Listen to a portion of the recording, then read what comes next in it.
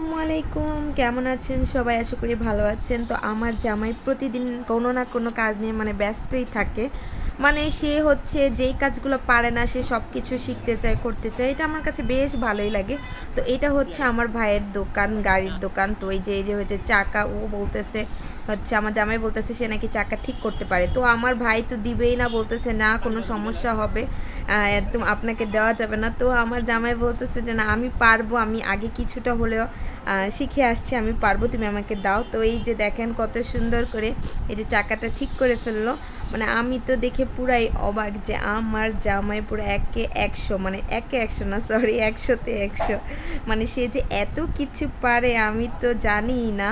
এই যে দেখেন সে পুরো একদম তারপর বাসায় যখন আসছে তারপর দেখি পুরা কালি টালি দিয়ে একদম ভরে ফেলছে পুরা জামা কাপড়। তারপর বুঝলাম আসলে যারা চাকা টাকার এইসব কাজ করে তারা কতই না কষ্ট করে।